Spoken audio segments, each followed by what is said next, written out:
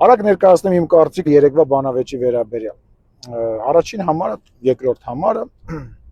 հանդիսանում էր բոլորին դեմ կուսակցությունը, որը որ ակնհայտ է, որ ունի կոնկրետ քաղաքական ուղղվածություն եւ ընտրել է որպես մարտավարություն բոլորին դեմ տրամաբանությունը, ինչը նորմալ է, բայց այնուամենայնիվ կարծում եմ այդքան էլ ազնիվ չի, որովհետեւ ակնհայտ է, որ տղաները կոնկրետ քաղաքական ուղղվածություն ունեն եւ ընտրել են այս քաղաքականության այս ձևը ինչեւ է։ Հաջորդը Նարեկ Կարապետյանն էր, որին անկեղծ ասած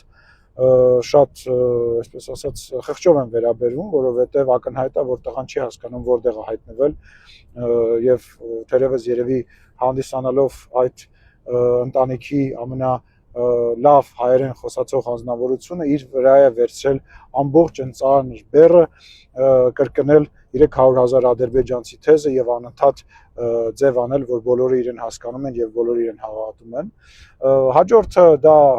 եթե չեմ սխալվում, շնորհապետական կուսակցությունն է, Գուրգեն Սիմոնյանը, որը իմ համար, այսպես ասած, ավելի քաղաքականացված, ավելի, այսպես ասած, մեղմ